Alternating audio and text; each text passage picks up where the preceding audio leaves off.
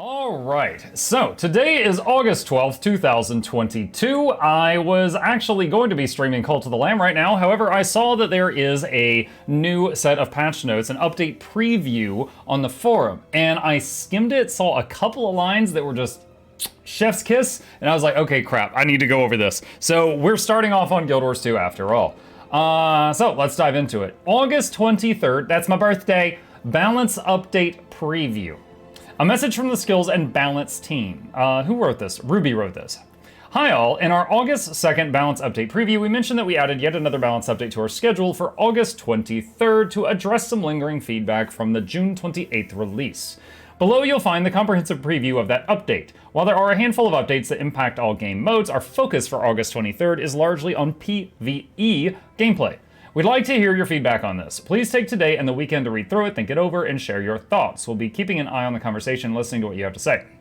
Now, a reminder, the last time they posted patch notes, they posted them on Friday, then they came back to work Monday, realized everybody was like freaking out, and then the patch went live on Tuesday, and they already had it in the pipeline, and it was like, they were like, we can't stop it at this point. Or we could, but it was all the code for the patch, the balance update that nobody wanted was already mixed in with like the Living World season release and like the challenge mode of the new strike, and just all that stuff was already mixed in to the same update, and it was like too much work to separate it. So they're like, all right, in the future, we'll give y'all more time to respond to stuff before we do it, and that's apparently what they are trying to do right now. Core weapon tuning. In this update, we focused on improving a number of viable core weapon choices across many professions in PvE. This included increasing base damage on many ranged weapon auto attacks to a higher baseline damage per second. They've kind of been doing a round of this lately. You know, they completely redid the engineer rifle, which has been amazing for engineers. They gave some buff to a bunch of core ranger weapons, which of course all ranger builds got a slight bump from that. I believe Mesmer weapons as well, many of them got a bump. So it looks like they're continuing with that. This included increasing base damage on many ranged weapon auto attacks to a higher baseline damage per second. These changes should help reduce the performance gap between players using suboptimal and optimal weapons. Guild Wars 2 is designed to encourage social gameplay. You should be stronger playing together than alone. Dude! That game made you! Thank you, Tim. With that in mind, we took another look at how boons are given out. Several weapon skills have been updated to grant might to nearby allies as well as the user in PvE, further contributing to boon availability in group content. So an example of that is the new NG rifle. Every time they use the blunderbuss skill, the 2 skill I believe, they give 5 might to their party. And so if you just hit 2 every time it's off cooldown, you'll give between 5 and 10 stacks of might to your party, even if you're a full berserker, you know, glass cannon build. So you get a couple of those in a group, you could have might covered without much effort.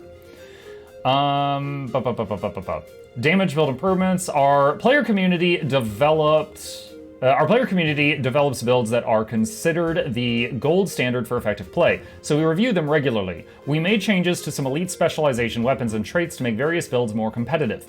Our goal is for every profession to have viable power and condition-based damage builds. Power Tempest, Condition Tempest, Power Weaver, Power Scrapper, Power Hollowsmith, Power Dragon Hunter, Power Reaper, Power Herald, Power Vindicator, Power Daredevil, Power Deadeye, Power Berserker, Condition Berserker, and Power Spellbreaker. So I guess all of those are getting damage improvements? Improving support diversity. Firebrand and Healing Mechanist are currently dominating group compositions. It is true. In this update, we're improving support role diversity by adding Stability and Aegis to Tempest Shouts and giving Druids increased access to those boons. What? Increased access to those boons as well. What? Yo, oh my gosh, there's so much to go over. I'm already shook. Okay, so recently, just like 2 days ago, I started playing my Druid again, and people have asked me what I thought about it, and I was like, yo, it feels way better than it used to with the lingering light changes. However, you know, the reason that it's not considered, you know, like the first choice or top tier is stability. Stability. It lets your group ignore so much, and people don't like being in groups where the support is not providing stability. You know, everything else, it's pretty even. And, you know, I'm sure Tempest players feel the same way. Okay, we're also making targeted reductions to stability and might uptime on Firebrand and Mechanist builds to make room for other professions. Okay, so really quick for people who don't play through those classes, Firebrand has multiple tools that, when needed, they can just spit out a ton of stacks of stability. Healing Mechanist basically has one stack of stability all the time. They've got a skill that, when you count in boon duration and alacrity reducing the cooldown, it's kind of like every 24 seconds, they give a stack of stability that lasts 24 seconds. So as long as you don't make more than one mistake each 24 seconds, it's just ignored. You're just constantly getting that one stack. That's kind of how they work. Firebrand's high on-demand stability from Mantra of Liberation is too essential in Fractal of the Mist and other group content.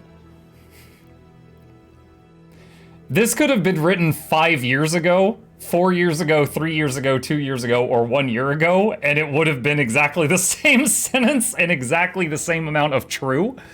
I'm glad they noticed. While Mechanist Barrier and Might Upkeep are cementing it as a build that pairs together too well with a quick brand to meet a group's support needs. In the immediate future, we want to make sure more builds can be used successfully. In future updates, we'll expand this further by shoring up some more support and healing build options. Okay, starting with Elementalist. We've firmed up the role of fire attunement skills in condition builds and improved air attunement skills direct strike damage.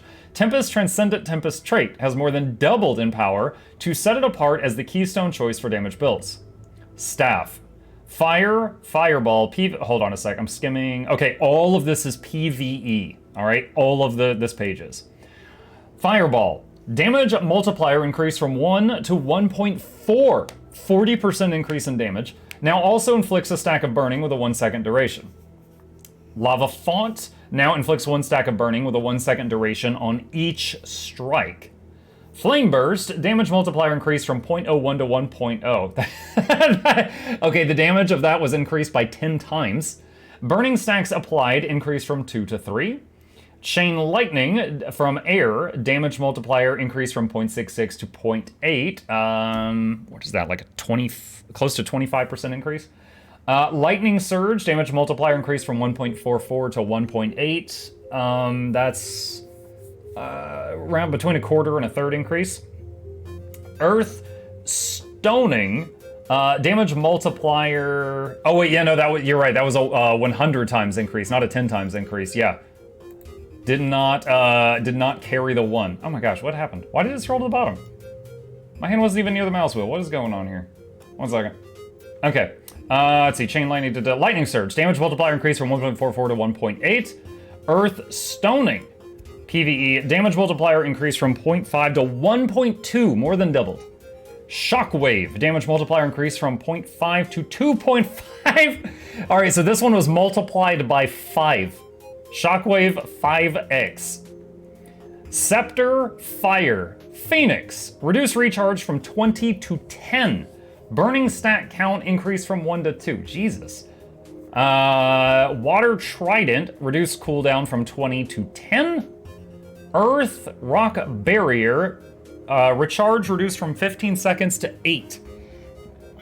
Dagger Water. Vapor Blade in all game modes. The aftercast animation duration before another skill can be used has been decreased by half a second. Air, okay, so that one line was all game modes. We're back to PvE only. Air Dagger Convergence, damage multiplier increased from 1.5 to 1.8, little small buff. Shocking Aura, reduced the recharge from 25 seconds to 10. Duration increased from 4 to 10. It's 100% uptime? What? Okay. Dude, I'm so glad that's not in PvP. I'm so glad that that's PvE only. Transmute Lightning. Damage multiplier increased from 1 to 1.5. 50% increased.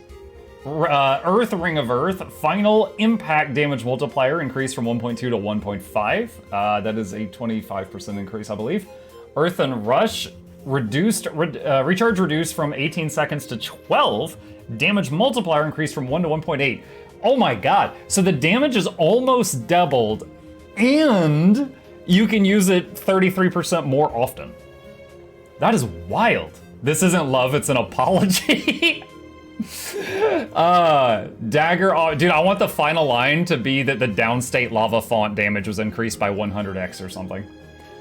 Dagger offhand. Fire grab. Reduced recharge from 25 seconds to 2.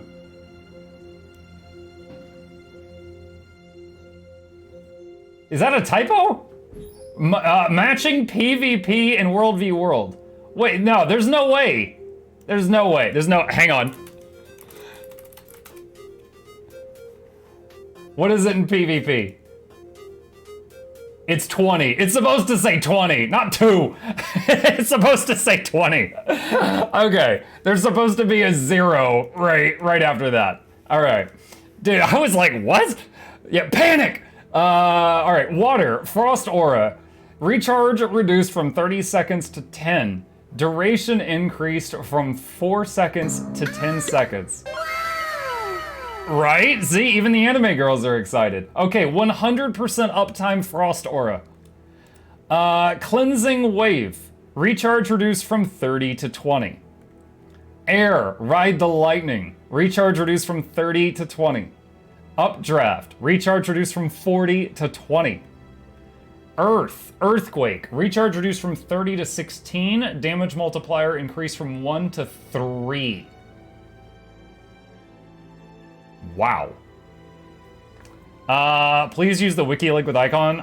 Is the wiki one complete? Earlier when I looked at it, hold on a sec. Earlier when I looked at this, the wiki link was not complete. That's why I wasn't using it. Hang on a sec. Let me put this in dark mode. Give me a minute.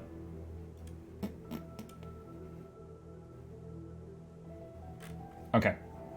All right. It looks like it might be. We might have to go back and forth. I'll keep this open if I need it. Okay.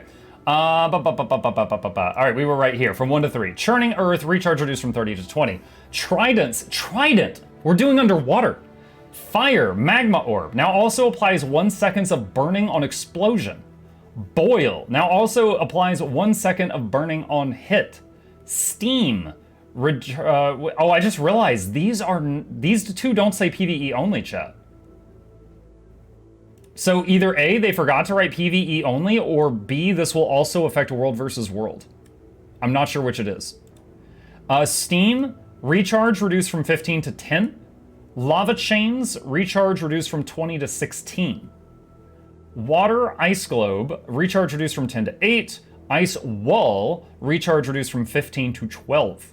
Air electrocute, damage multiplier increased from 1.2 to 2.4, doubled, it was doubled. Air bubble, recharge reduced from 25 to 20. Earth anchor, rock anchor, recharge reduced from 30 to 20. Murky water, recharge reduced from 30 to 25. Oh boy, are we gonna be reading underwater buffs for everybody in the next classes? Weaver sword skills. All right. Fire, okay, I'm gonna start summarizing. Fire strike, fire swipe, and searing slash all got small buffs to their damage. Water sword, psych, I don't know how to say this. Psych, clapotus, breaking wave all got pretty considerable buffs. Air, charge strike, polaric slash, and call lightning all got pretty small buffs. Earth, crystal slash, crystalline strike, crystalline sunder, earth, and vortex. Small buffs, except crystalline sunder and earth and vortex got very large buffs. Tempest, traits. Transcendent Tempest, PvE only. Damage modifier increased from 7% in all plus 7% to all damage dealt to plus 15% to all damage dealt. Just a flat 8% increase across the whole board. Okay. Shouts, feel the burn. Damage multiplier increased from 1 to 2.5. More than doubled. Might stacks applied increased from 3 to 5. Eye of the Storm, cooldown reduced from 40 to 30, now also applies 1 stack of stability to all allies for 5 seconds. That means with boon duration you could get 10, but it is 1 stack. Aftershock. PvE only, cooldown reduced from 35 seconds to 30 seconds. Now also applies Aegis to allies for 5 seconds. All allies, it says allies. Usually these skills are 5-man. Usually these are 5-man. And yes, again, this is PvE only right now. Aftershock cooldown reduced from 35 to 30. Now also applies Aegis. You'll get Aegis! Oh, I'm so happy for you. Now also applies Aegis for 5 seconds. Okay, for those who don't know, maybe you're not a raider, maybe it's just not your cup of tea. Going from a class that has 0 ways of giving Aegis to a class that has even just 1 way of giving Aegis unlocks positions on boss fights for you. You can block the death wave on Deimos. You can block the death wave on the Airgen. Like there's multiple bosses where you now could be the person in charge of dealing with an instant kill mechanic. That is awesome. As long as it has a cooldown no more than like 30 seconds or so, you can be like the guy for that. That's great. That's great. That's awesome. Like, even if it's just 1 stack of Aegis and 1 stack of stability periodically, you can now deal with multiple things you couldn't before. I'm happy for the Tempest. Okay, Engineer. Now, of course, most of us know right now, Engineer is in a very strong place. Both heal mech and power mech are really good. And although I am a mech enjoyer, I also freely admit they're probably too good right now. Like, they're both near top tier in terms of like, damage output and healing output, but they're also really easy to play. Like insanely easy to play. Like you hit 1 button and 5 things happen. So going from there, the previous update's mechanist-only damage reduction to aim-assisted rocket left us with room to add damage to the core trait Big Boomer, bringing up the damage output of Hollowsmiths and Scrappers. Okay, that's not enough to close the gap on its own, so we're also making specialization-specific damage increases to Scrapper and Hollowsmith on Sword, Hammer, and Blast Gyro, which in addition to more damage will now stun enemies rather than knocking them away! That's awesome! Okay, let me tell you why that's awesome. Quickness, if you've got a Scrapper in charge of providing quickness, whether they are a power Scrapper or they are a heal Scrapper, they have to hit Blast Gyro in their rotation in order to keep quickness up on the party. The problem? Blast Gyro does a massive knockback on everything around you. It's 360 degrees knockback in all directions. And so like if you've ever been in a group with a Scrapper and they're occasionally like sending mobs like flying away and you're just getting angry, it's not that they're trying to do that, they're trying to give you quickness. It's a side effect of that. It's good that they're now going to stun instead of do a massive knockback. That's great. I like it. I love it. I love that change. I don't know if that's PvE only. There's very few times that would be bad. Like, I did use the knockback to knock Reds away on Veil Guardian and to knock the guy away on Samurag. However, we've still got shield knockback and battering ram. We have other knockbacks even if they take it away in all forms. But that's pretty rad. That's pretty rad. Okay, well, where was I? We are reducing the output of dominant mechanist healing builds to give other support options more breathing room. 1, I'm completely okay with that. 2, I just hope they don't go too far. There's been some times in the past when they've tried to tone things down and they just accidentally like, and there's warriors. Sorry, too soon. We're reducing the output of... We're also slightly reducing the output of conditioned damage builds with reductions to the mech command skills, Rolling Smash, and Discharge Array. Rolling Smash is, if you've got the mech with the blade arms, it's activatable. When it's kind of like, it does like a forward flip and then it cuts through stuff and does bleed stacks. Harpoon Gun. Okay, we're starting with the underwater weapon. Harpoon Gun.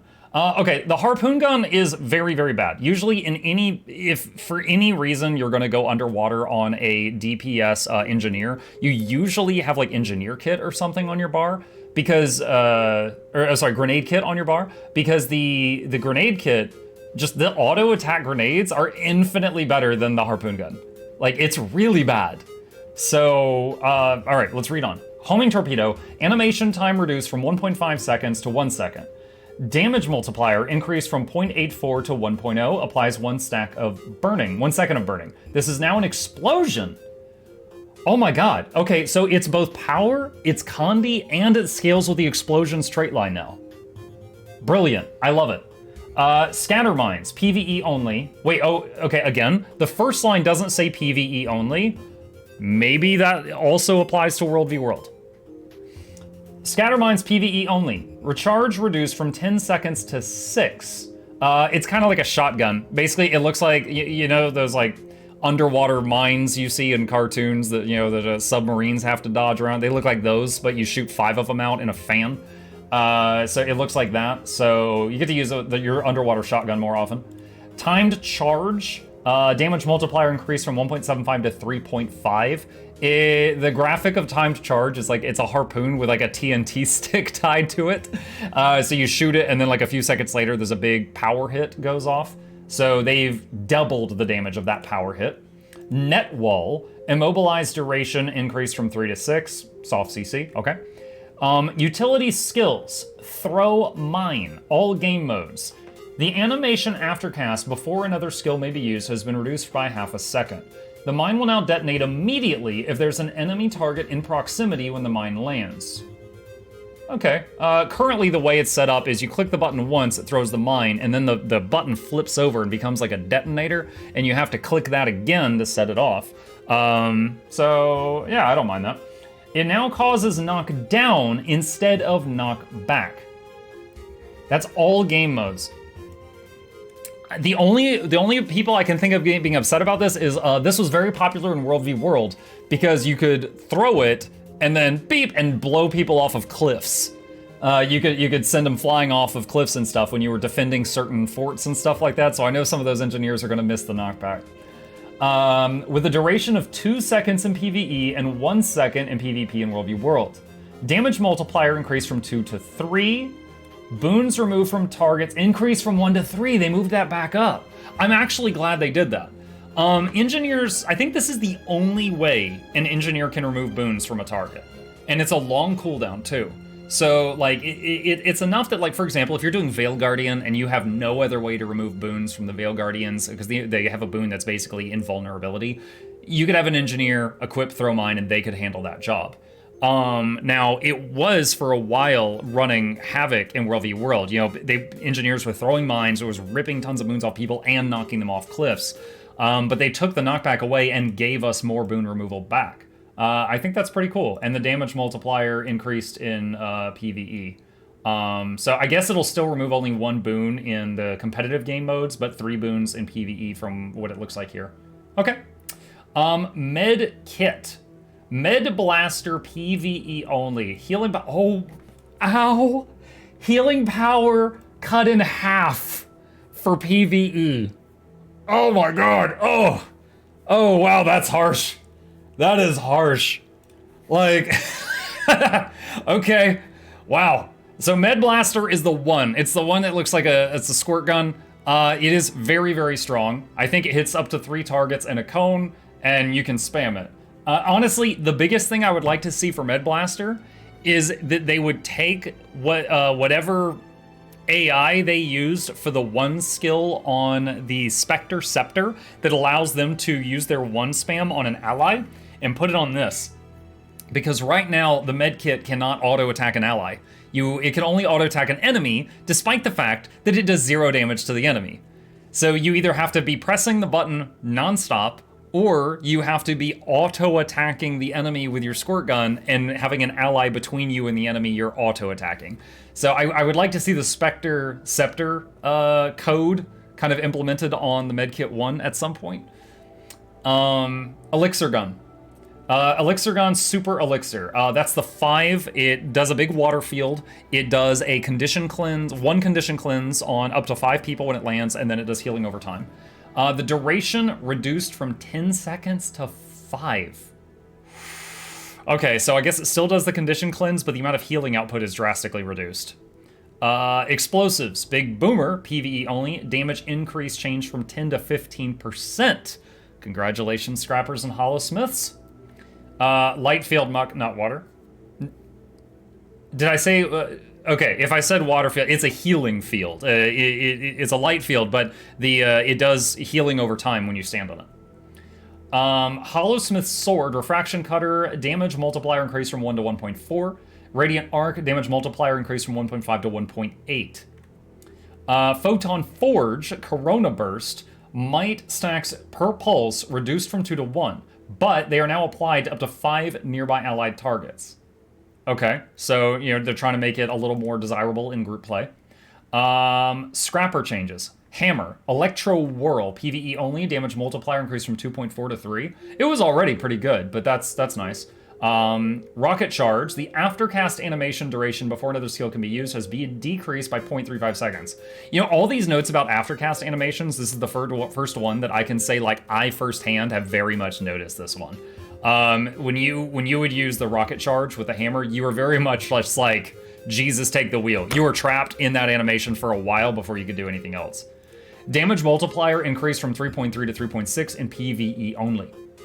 Gyro's Blast Gyro, PvE only, now stuns enemies for 3 seconds instead of knocking them back. Does that mean in PvP it's still a knockback?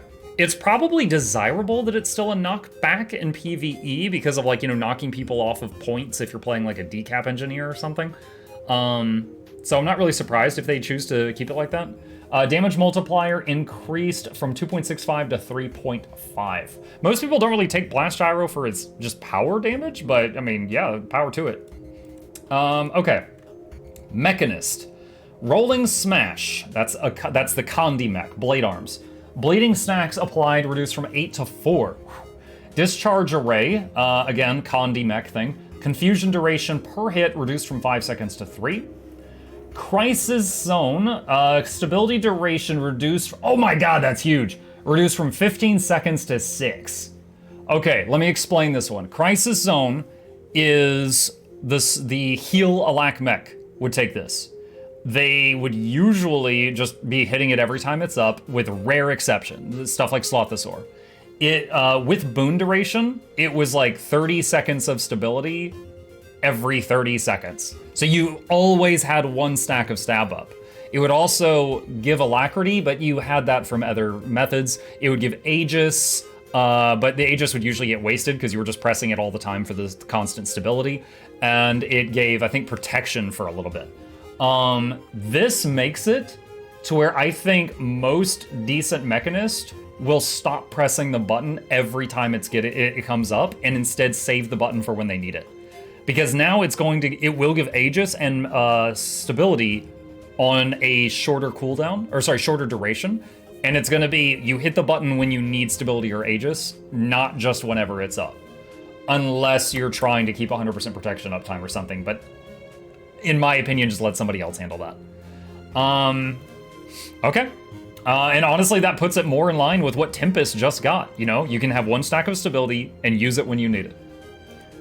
Barrier Burst, that is the skill on the F3 for Heal Mech. It's the one where the bot just spins in place and it looks like a blender, and it's emitting a ton of boons and barrier. Base barrier value per pulse reduced from 434 to 260. Oh my god. Yo! Dude, okay, so in addition to the med kit getting gutted in half, the barrier is as well. Might stacks per pulse reduced from 3 to 2. Can they still do 25 stacks of might? I would have to log onto my Mechanist and do some math, which I'm not going to do right this second, to see if they can still do 25 stacks of might. Barrier Blast, Mace. So this is the Mace's 1 skill. The 1 skill is like hit, barrier blast. Hit, barrier blast. It's every 3rd hit. Base barrier value reduced, it's cut in half almost again. So, okay, so again, another source of their barrier has been drastically reduced. Signets, barrier signet, the only source of barrier we haven't yet talked about, has also been gutted almost in half. Jesus, oh my goodness. Oh my goodness. Traits, barrier engine, passive, oh wait, I forgot one, has also been gutted in half. Oh, okay, wow. It's still gonna be good. I want to be very clear here. Like, the class is not dead from this. It was so good that this is not gonna kill the class. But oh my gosh, this is a lot. This is a lot. So the 4 ways that they had of generating constant barrier, and they're still going to generate constant barrier, but it's going to be like half the strength of what we're currently used to. And to be clear, Med Kit has 5 skills. Only 1 of them got wrecked. The other 4 are still what they were before.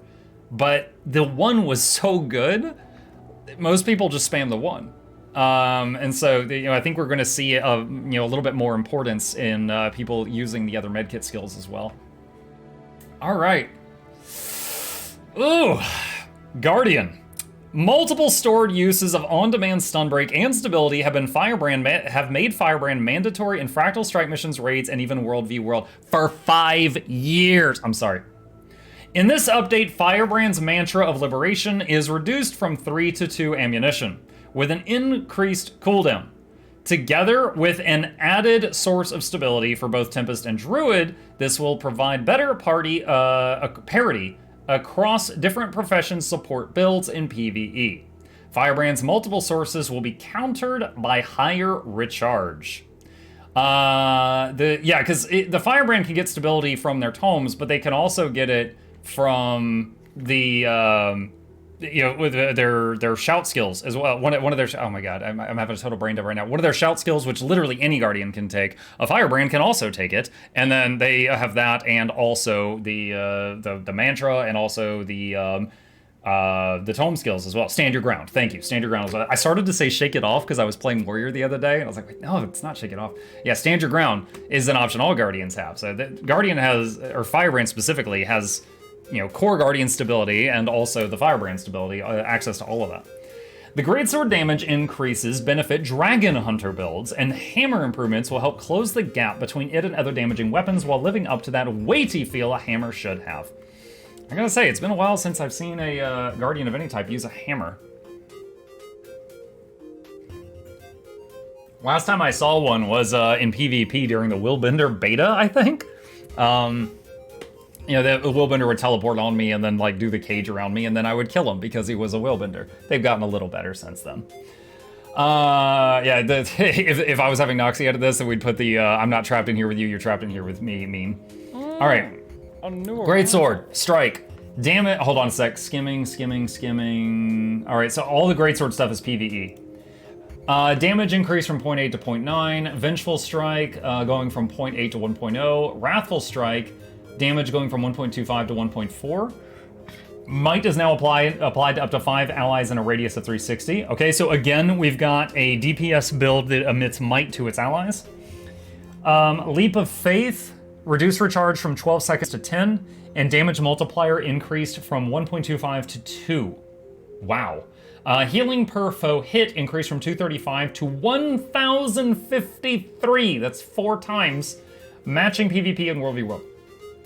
Binding Blade, a favorite in the Nightmare Fractal. Damage multiplier on initial hit increased from 1.0 to 1.5. Magical for most people don't really use that one for the damage, but that's fine. Hammer, symbol of protection. Now this one doesn't say PvE only. The aftercast animation duration before another skill can be used has been decreased by 0.65 seconds, more than half a second. Mighty Blow, damage multiplier increased from 2.1 to 2.4. Glacial Blow, recharge reduced from 6 to 4. Damage multiplier increased from 2.4 to 2.5.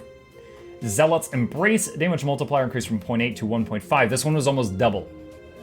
Banish, damage multiplier increased from 1 to 3. It's been tripled. Staff, Bolt of Wrath, damage multiplier increased from 0.55 to 0.65. Searing Light, 0.65 to 0.75. Seeking Judgment, 0.75 to 0.9. Holy Strike, 1.25 to 1.8, almost a 50% increase. Empower, Might stacks per pulse reduced from 4 to 3. Might duration reduced from 12 seconds to 10. Okay, so just flat nerf on Empower. Firebrand, Mantra of Liberation, ammo reduced from 3 to 2 in PvE and World v World. Recharge increased from 25 seconds to 45 seconds. Oh, I'm sorry, Firebrands. This brings me so much joy. Oh, burn.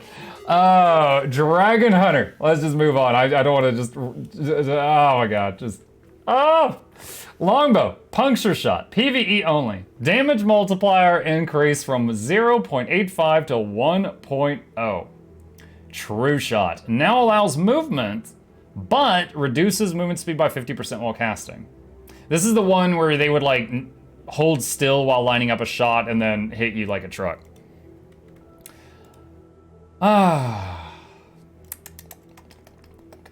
Moving on. All right, Mesmer. In the August 2nd update, we reviewed and updated the Greatsword and Sword core weapons. In this update, we're increasing Necromancer's alacrity duration from stretch time and increasing the damage of Tides of Time, the 5th shield skill. This will give a slight bump to boon-focused Necromancer builds. We also wanted to reduce some of the longer cooldowns on staff, but Mirage's high-performing condition builds made that tricky. We're making some small cuts to condition damage on Mirage's Axe and Staff Ambush to maintain parity with other professions' builds. There was a clarification for True Shot. Well, I mean, there was a clarification for it. Hold on, I'm going over to the other page. Yeah, the True Shot thing's not here. Send me a link to the clarification. I'll read it off. If not, I'll keep going through the notes. They reduced where were we? The reduced cooldown on Phantasmal, Warlock, and Chaos Armor weapon skills will improve the Mesmer's leveling experience when using a staff. Staff Phantasmal Warlock, hold on, PvE stuff. Recharge reduced from 18 to 15. Chaos Armor, recharge reduced from 25 to 20. Utility skills, Blink, PvE only, recharge reduced from 30 to 20. Oh, that's very cool. Blinking around is fun while leveling as a Mesmer. Necromancer stretch time, alacrity on well cast increase from 4 to 5. Tides of Time, PvE only, damage multiplier increased from 1.2 to 1.5. 1 second, I am clicking oh, it just fixed up. Okay, so hold on, this was the note on True Shot. Quick clarification, previously we included a change to the Dragon Hunter's True Shot skill that would allow you to move at half speed while channeling. The True Shot movement change won't be released on August 23rd. The release note was included here erroneously and has been removed. We've been experimenting with a change to help improve longbow usability in PvE content, but the change could have some negative implications in PvP and War v World, where the skill's current telegraph is very important for counterplay. We're going to keep thinking about how to address the problem and maybe revisit it down the road. Apologies for confusion. Okay, so no True Shot change on the 23rd. Thank you, guys. All right, stretch time alacrity on well cast increase from 4 to 5 seconds. That means that it will be that much easier and possibly take less wells to keep 100% uptime on alacrity on your party. They had to do the same thing when Scrappers first got quickness on gyros. Originally, we needed like every single button to be a gyro to keep up quickness on the party, but then they increased how much each gyro gave so we could take less gyros to do it. Tides of Time, PvE only, damage multiplier increased from 1.2 to 1.5. Mirage, Axe, Lingering Thoughts, Torment duration decreased from 4 to 3 seconds. Imaginary Axes, torment duration decreased from 4 seconds to 3 seconds. Staff Chaos Vortex, which is the ambush skill, might stat count reduced from 8 to 5, might duration reduced from 15 seconds to 10 seconds. Torment, Bleeding, and Confusion duration reduced from 8 seconds to 7 seconds. That's it for Mesmer. Okay, Necromancer. Necro changes are focused on improving damage. What was that? Oh, is it right? Thank you, Aaron Lozen. Hello, we're going over the new patch notes that are hitting on August 23rd. Welcome. Necromancer changes are focused on improving damage and skill recharge timers for several weapons and abilities. Staff, Necrotic Grasp, PvE only. Damage multiplier increased from 0.6 to 1. Wow. Okay. 50% damage increase on the Necro Staff. Dang, boy! Mark of Blood, damage multiple. Okay. Wow. Okay, so they're just 5xing Mark of Blood damage. Now, Mark of Blood also does bleeds, so this is just like the power hit. Chillblains. Recharge reduced from 16 to 12. Damage multiplier increased from 0.55 to 1.8. Oh my god. This is wonderful. All right, so about 3xing the Chillblains. All right, so hold on. 50% more damage on the 1, 5 times damage on the 2, and 3 times damage on the 3. Putrid Mark Recharge, this is the 4 skill. It moves the conditions on you to your target. Recharge reduced from 20 to 15. Reaper's Mark, that's the fear button, the 5. Recharge reduced from 32 to 18. Damage multiplier increased from 0.275 to 3. It doesn't do a lot of damage. I will say Reaper's Mark is more about the fear. And fear is a Necro's strongest form of CC. I think it does like 200 break bar per second. And this means that they will get one of their best CC skills every 18 seconds. And this is PvE only. It's not going to affect PvP. I'm happy for them. That's awesome. If they choose to bring a staff instead of a warhorn, they're going to have a powerful CC option. That's cool. Dagger, main hand. Life Siphon. Recharge reduced from 10 seconds to 8. Dark Pact. Recharge reduced from 15 seconds to 12. You don't know about the clams. Hi, clams. Damage multiplier increased from 1.2 to 2.4. Double damage. Immobilization duration increased from 3 to 6. Double immobilize. All right. Okay. Dagger offhand. Wait, that is almost 11x damage. Dude, I cannot read decimal places today. You're right. The Reaper's Mark didn't go from 0.2 to 0.3. It went from 0.2 to 3. Yeah, that's like over 9 times the damage. Yeah, thank you for pointing that out. Yeah, I fail at decimal points today. Yeah, that was, so the, yeah, the fear button is more than tenfold. That's hot. That's hot. Yeah, before, it didn't do much damage before. It was more of just about the fear itself. Let's see. Dagger offhand. Deathly Swarm. Reduced recharge from 18 to 16 seconds. Damage multiplier increased from 0.6 to 1.2. It's doubled. Enfeebling Blood. Recharge reduced from 25 to 20. Damage multiplier increased from 0.5 to 1.5. Tripled. Focus. Soul Grasp. Ammo recharge reduced from 15 to 12. Ammo count increased from 2 to 3. Spinal Shivers. Recharge reduced from 20 to 16. Damage multiplier on targets with no boons increased from 0.5 to 1, so double.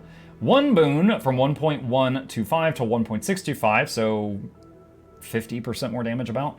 2 boons from 1.8 to 2.3, 50% more damage. 3 boons from 2.6 to 3.1. 20% more damage, give or take. Reaper, the Greatsword. Fading Twilight, damage multiplier increased from 1.3 to 1.4, small buff. Chilling Scythe, 1.7 to 1.8, small buff. Death Spiral, damage increased from 0.425 to 0.5. Medium-sized buff. Reaper Shroud, the Life Rend skill. Damage multiplier increased from 0.875 to 0.9. Tiny buff. Shouts, you are all weaklings. Damage increased from 0.7 to 2.5. You know what? I'm happy to see this. And I'll tell you the reason. Reaper Shouts aren't that impressive. I love shout skills in this game. I used to use them all the time. When I first started playing this game, I played Shout Druid. And that was before they changed shouts to become command skills because Sick'em Soulbeast made it so that we couldn't have nice things. But shout skills are fun because even if you're CC'd or something, you can still use them. You can be knocked down on the ground stunned. Shake it off! It still works. They're fun. But yeah, the Reaper Shouts are just not that great. So they are increasing the damage from 0.7 to 2.5.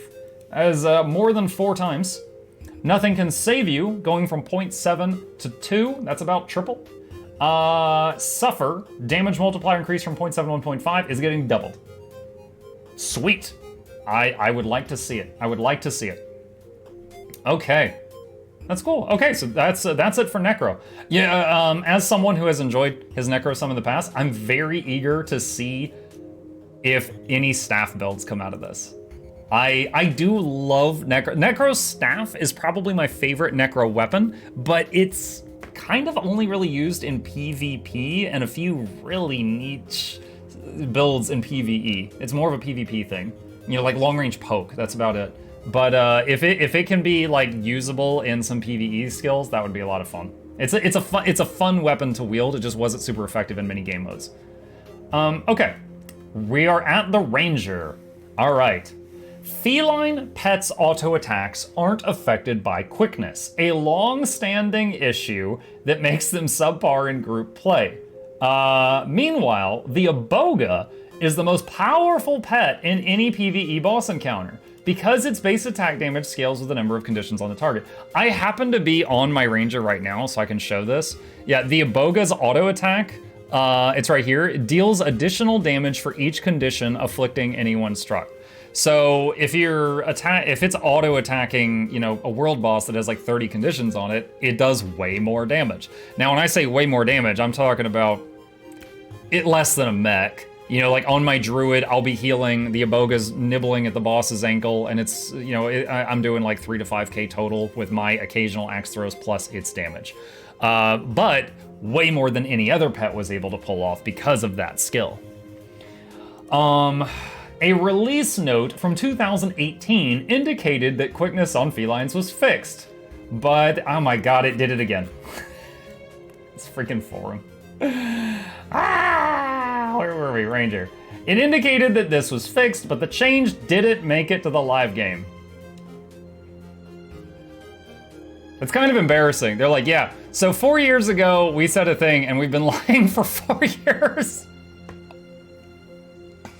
Oh, as a Ranger main for a couple years, this hurts. We fixed it. No, we didn't. A recent fix to the calculated critical hit chance values in the pet stats UI caused pet critical hit chances to appear to drop by 17.8%. This was a display issue only, and the text now reflects the real value. We're using this as an opportunity to improve pet balance in PvE overall by delivering that long-delayed reduction to Aboga damage while bringing all Ranger pets' performance up by giving them a flat 17.8% critical hit chance across the board. Ranger, wait, hold on. So wait, they're actually, by giving them a flat 17, wait, is that 17.8% increased or 17.8 baseline? Giving them a flat 17.8% critical hit chance. I assume that's baseline. The way it's written, it looks like base.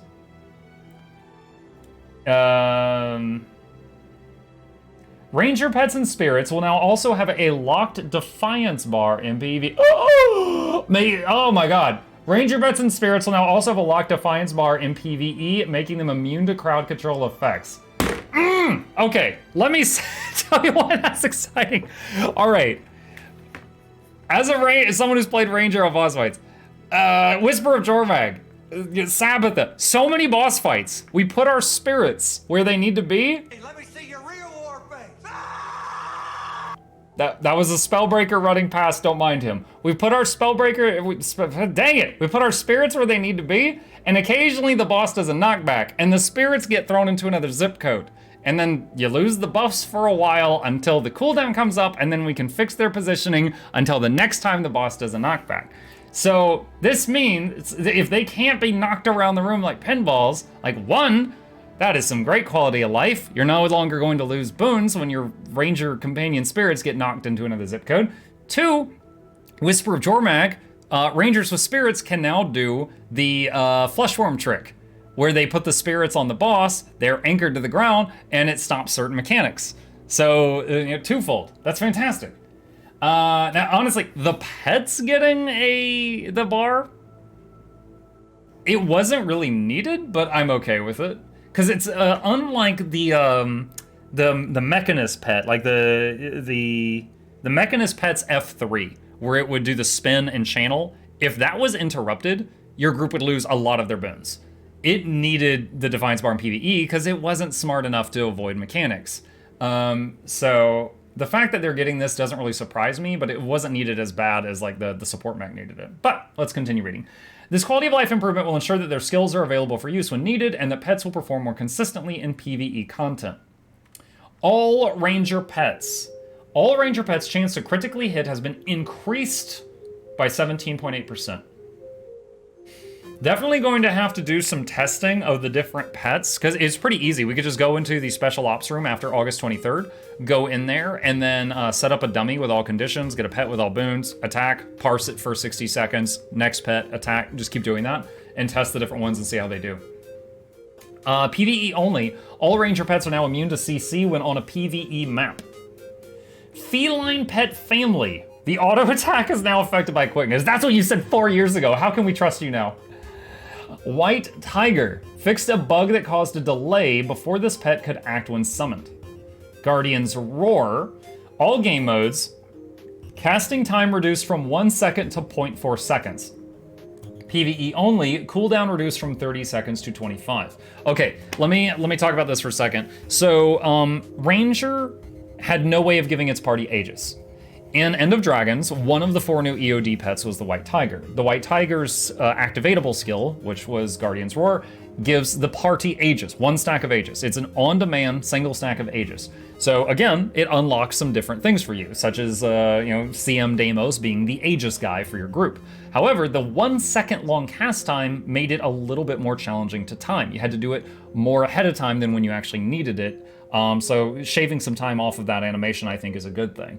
I mean, honestly, I think instant would be better because Crisis Zone on Mechanist is instant 5-man Aegis and also protection and alacrity and stability. So I don't think it would be bad if this was instant, but okay, fine. And the 5 second shorter cooldown, that's nice. That's nice. And it would be even less than that with alacrity, which it's hard to say how often it'll have alacrity. Ranger pets frequently in raids don't end up getting any boons. And the reason for that is, like, if you've got a 5-man boon and you've got a 5-man party and then plus a pet, that's 6 targets, only the players get hit. The pet doesn't get the boons most of the time unless the player goes out of range for something. Whereas a Mechanist has Shift Signet. Shift Signet, any boon they get, the pet gets a copy of, which solves that issue. Rangers don't have anything like that. So you can't always rely on alacrity on Ranger pets because sometimes they just don't get hit by it. Other pets. Wallow. Fixed a bug that caused a delay before this pet could act after being summoned. And that exact same line of text for the Phoenix and the Siege Turtle. Iboga Consuming Bite. The auto attack. Reduce the base damage by 33%. Reduce the damage per condition by 40%. Now again, this thing was the strongest pet. But when I say the strongest pet, I mean it allowed a druid to reach 5k DPS while healing. More than some healers, way less than Ham. So, but it's fine. It's fine. I would like to see some variety. I've said many times when people have asked me on streams before, like, what would you like to see in a new Ranger pet? I usually say I would just like to see them go back and balance the old ones. We've got like 50 of them, and 5 of them are good.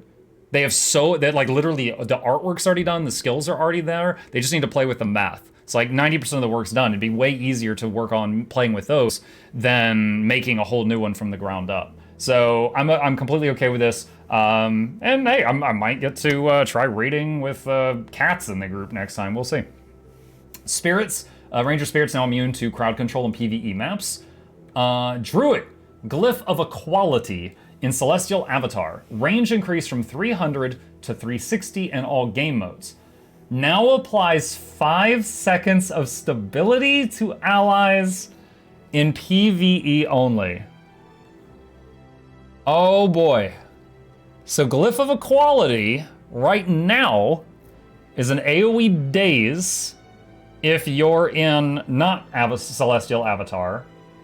If you're in Celestial Avatar, it is a stun break and removes conditions. Okay, first of all, just to be clear, Druid is going from unable to provide stability to its group to able to provide stability to its group. I like that. That's a good change. I hate that it requires going into the Celestial Avatar. So I can only do this for my party when the Druid Fluid bar is full.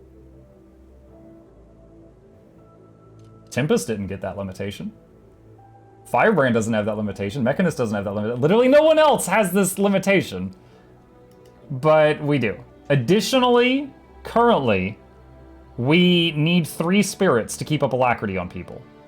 Which means if we are taking Glyph of Equality, this, and this have to be spirits. There's really no flexibility here. So this is a good thing. You know, we're going from we didn't have to we do have. However, I would really like to see this give stability even when you're not in Celestial Avatar. I would also like to see the amount of alacrity we get per spirit increased from like 8 seconds to 10. And, sorry, the baseline from like 4 to 5. It's 8 seconds with 100% boon duration. If they increase the amount of alacrity from 4 seconds to 5, I think we could go from 3 spirits down to 2.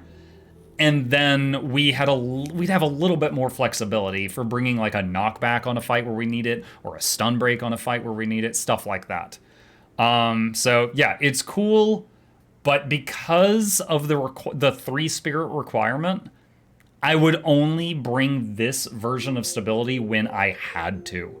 It's not something I would just be like, oh boy, I'm always gonna have this in my kit now. No, I would bring it when I had to for a fight where I must. That's how I see it right now because of the requirements. Okay, so yeah, that's what I think about that. All right, Revenant. For core Revenant, we're improving Hammer as a range damage option. What? I haven't seen a hammer outside of World v World since I started playing this game on a Revenant. All Revenant specializations will receive damage increases from invocation trait updates. Hammer Bolt. By the way, timeout really quickly. On Revenant, if you are a hammer wielder, get the Juggernaut. You shoot liquid metal out of the end of your hammer. It is the coolest looking thing I've ever seen. All of the rest of the hammers can go. Okay, that's the. Thank you for coming to my TED Talk. All right, Hammer Bolt. Damage multiplier increased from 0.95 to 1.1. Phase Smash damage increased from 1.75 to 2. Drop the Hammer. Damage multiplier increased from 1.5 to 2.3. Rather large increase there. Invocation. Rising Tide. Damage increase changed from 7% to 10. Nice. Ferocious Aggression. Damage increased from 7% to 10%. Nice. Herald Reinforced Potency. Bonus damage per boon increased from 1% to 1.5%. Oh, wow. Yeah, there is a lot of flat modifiers there. That's going to add up a lot. Vindicator Greatsword. Miss Swing going from 0.9 to 1.0. Miss Slash from 1.0 to 1.1. Arcing Mist from 1.25 to 1.3. Mist Unleashed from 1.9 to 2.0. Phantom Onslaught from 1.5 to 1.6. These are all very small buffs. True Strike going from 1.0 to 1.5. That's a 50% increase. Damage multiplier added per blocked attack increased from 0.4 to 0.5. Oh my god. Oh, Shugo's gonna die so much more. So Shugo is a Revenant I group with sometimes, and he really loves running into stuff that could kill him with the block up for the big counter attack. And I gotta say, he keeps me extremely busy when I play healer. Okay. Thief. In group content, Venoms can account for as much as 25% of a Thief's condition damage build's total damage output. Their solo damage is lacking in comparison. We're shifting some of that damage from Venoms to direct attacks with increased condition duration on Death Blossom, Spectre Scepter, and Shadow Shroud auto attacks, as well as a 50% increase to the condition damage attribute granted by the trait Deadly Ambition. The net effect of this change is to increase condition damage dealt in solo and open world play. Alright. Deadeye and Daredevil both get power damage increases as well, giving those builds stronger top-end damage potential. Main Hand Dagger, Backstab, and again, this is all PvE only. Backstab, front damage multiplier increase from 1.2 to 1.5, back damage from 2.4 to 3. Death Blossom, bleed duration going from 10 seconds to 15, 50% increase. Offhand Dagger, Dancing Dagger, going from 0.6 to 0.9, 50% increase. Pistol Offhand, Headshot, going from 0.25 to 1, 4 times damage. Sword, damage, Slice going from 0.8 to 0.85, Slash going from 0.8 to 0.85, Crippling Strike from 1.3 to 1.4, Infiltrative Strike from 0.75 to 1.8. Okay, the first 3, very tiny buffs. The last one, more than double. Infiltrator Strike is getting more than doubled. Venoms. Scale Venom, torment duration decreased from 5 to 3 seconds. Spider Venom, poison duration decreased from 4 to 3 seconds. Deadly Arts, Deadly Ambition, condition damage attribute bonus increase from 120 to 180. That is a 50% increase. Spectre, Shadow Bolt, torment duration increase from 3 to 4 seconds. And Haunt Shot increase from 5 to 6 seconds. The Traversing Dusk trait, Alacrity radius on well cast and healing radius on Shadow Step increase from 240 to 360. A new arrival. Deadeye. Premeditation, PvE only. Bonus damage per boon increased from 1% to 1.5%. Iron Sight, PvE only. Bonus damage dealt to and damage reduction taken from your marked target increased from 10% to 15%. Those are both very big for Deadeye. Those are some large flat modifier buffs. So that there's a lot going on there. And we also had let's see, where were we? Right here. Daredevil Staff. Staff Strike going from 0.66 to 0.75. Staff Bash from 0.66 to 0.8. Punishing Strike from 1.672 to 1.8. Hook Strike, the knockdown duration increased from 2 to 4 seconds. Wow. So the CC from Hook Strike is basically getting doubled. Wow. That's big. Traits, Weakening Strikes, damage dealt to weakened foes increased from 7 to 10%. Another big flat damage increase. Bounding Dodger, damage bonus increase from 10% to 15%. Another large flat damage increase. Matching the PvP and World v World versions of this skill. Really quick pause here. Ghost says, hey Mutt, question for you in chat. What is a good class for a new player? Ghost, if you're interested, I've got a guide on that topic right here that might help you out. Okay, let's see. Warrior. Warrior's longbow updates will make Arcing Arrow relevant in PvE and turn Smoldering Arrow into a useful Defiance Bar Breaker. We've also increased damage for several core weapons, elite specialization weapons, and traits. Greatsword. Greatsword Swing. I'm going to pause here really quickly. I'm skimming. Okay, yes, all this is PvE only. Greatsword Swing. Damage multiplier going from 0.7 to 0.8. Greatsword Slice. Damage from 0.95 to 1.05. Brutal Strike. Increase from 1.25 to 1.5. So all three of those are small increases. Arcing Slice going from 1.32 to 2.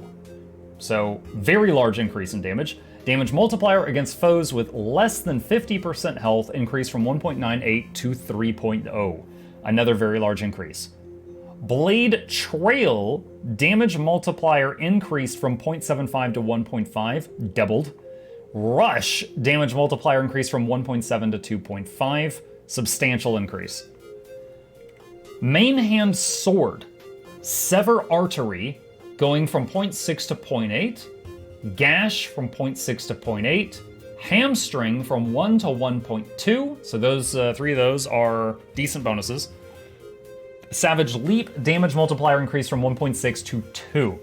So all of those sword skills are getting pretty good bonuses. Offhand Sword Impale from 0.5 to 1.5, Impale's getting tripled. 0.5 to 1.5. Okay, RIP. Might is now applied to up to 5 allied targets within a range of 360. Okay, so yet another class can supply a few stacks of might to their whole team. And for Warrior, it's the Offhand Sword. Longbow. Dual Shot. Damage multiplier increased from 0.44 to 0.525. Small increase. Arcing Arrow. In all game modes, the aftercast animation duration before another skill may be used has been reduced by half a second. Increased ammunition count to 2. Now applies 5 seconds of burning on hit. Sorry, the last part so this part, I'm going to reread this. This part's PvE only. Increased ammunition count to 2, now applies 5 seconds of burning on hit. Okay, the aftercast animation bit is all game modes.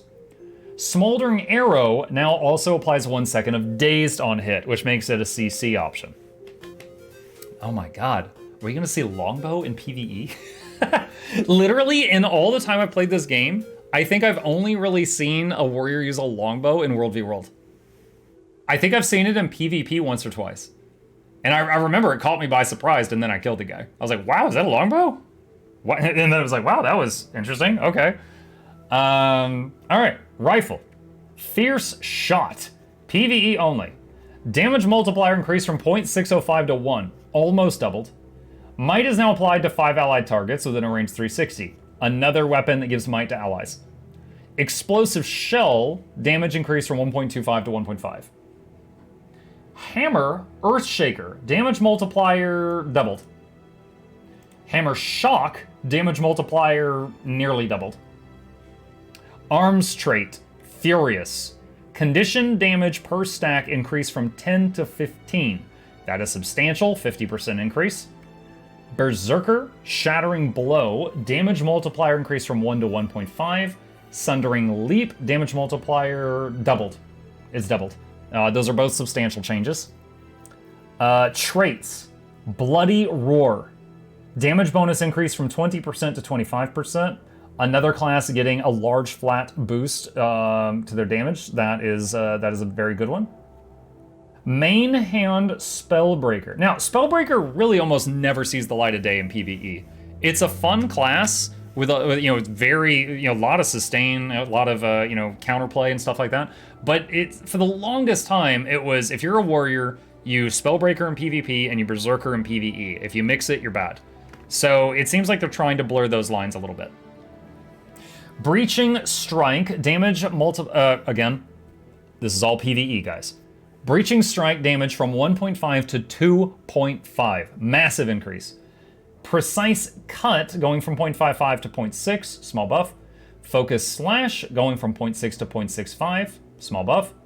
Keen Strike damage multiplier going from 0.85 to 1.05. Might is now applied to up to 5 allied targets. Keen Strike is yet another option to give your whole group might.